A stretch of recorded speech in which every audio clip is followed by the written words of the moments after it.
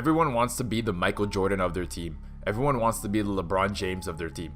But there is only one basketball on the court, and each player can only do so much. We have seen egos ruin super teams, or teams that have insane talent just don't perform as they should. But this is where a good six-man can come in handy. Nobody wants to come off the bench, but with a starting lineup only having 5 spots in limited positions, someone needs to do this job. And over the years, we have seen multiple all-star caliber players come off the bench, putting their egos aside to help their team win games. And in this video, I'm going to be going over the top 4 greatest six-man to play in the NBA since 2000. Cue the intro.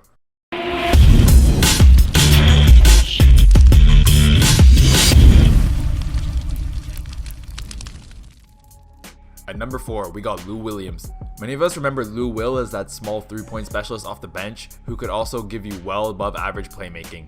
Lou Williams won the Sixth Man of the Year award 3 times in 2015, 18, and 19, and surprisingly, Lou Will was actually drafted all the way back in 2005. Coming straight out of high school, Lou Will was drafted 45th overall by the Philadelphia 76ers, and he didn't have that big of a role coming into the league. Up until his first Sixth Man award, Lou Will was putting up around 10 points for the Atlanta Hawks, but got traded to the Toronto Raptors in 2014, and here he really got the chance to shine off the bench. In 2014-15, Lou Will put up 15 points, 2 assists, and a steal per game. Not such an eye-opening stat line to take home the 2015 Sixth Man of the Year award, but this was just the beginning of Lou Will's potential. He bounced around the Lakers and the Rockets, putting up similar numbers, but when he went to the Clippers in 2017, this is where he flipped the switch. In the 2017-18 season, Lou Will took home the Sixth Man of the Year award, averaging 22 points, 5 assists, and a steal per game.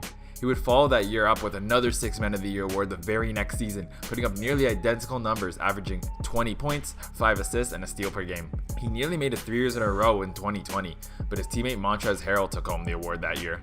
With Lou Will taking home 3 Sixth Man of the Year awards in just a 5-year span, he's remembered as one of the greatest six men in this era and takes home the well-deserved number 4 spot on this list. At number 3, we got Jason Terry, the Jet, Jason Terry. Many of us remember him as that clutch 3-point shooter that came off the bench for the Mavs when Dirk was there. But he actually started his career off in Atlanta.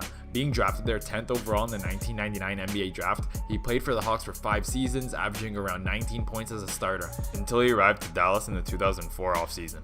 The Jet averaged around 17 points and 4 assists per game as a starter for the Mavs in his first 4 seasons there. But in the 2008 and 9 season, the Mavs made the decision to bring Jason Terry off the bench full-time, and this worked out perfectly for the Jet and the Mavs.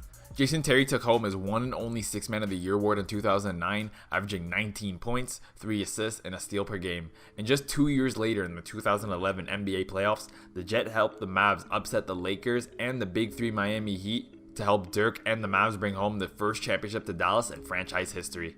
That championship run he had with the Mavs helped solidify his amazing career, and the Jet retired in 2018, but maybe we can see him in the Hall of Fame soon. He's never been an All-Star, but an All-Rookie team, a Sixth Man of the Year award, a ring, and 7th all-time in threes. He definitely has an argument, but he also takes home the well-deserved number 3 spot on this list.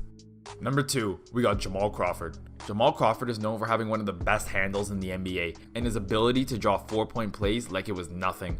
Jamal Crawford started his career with the Chicago Bulls, being drafted there 8th overall in 2000, and after a stint with the Bulls, the Knicks, and the Warriors, Jamal Crawford found himself with the Atlanta Hawks in 2009. And this is when Jamal Crawford capitalized on his 6-man role. That season, he put up 18 points, 3 assists, and a steal per game. Jamal's clutch and 3-point shooting off the bench brought him his first Sixth Man of the Year award. Fast forward to 2014, Jamal Crawford is the 6th man on the CP3 Clippers, and after putting up a nearly identical season to 2010, Jamal Crawford took home the Sixth Man of the Year award in 2014, and he would win the award one more time in 2016 with the Clippers again. That season, he put up just 14 points, but was still very useful and clutch off the bench, and racked up his 3rd Sixth Man of the Year award. Jamal Crawford is seen as one of the most iconic 6 men in NBA history, with his record-tying 3 Sixth Man of the Year awards, and takes home the well-deserved number 2 spot on this list.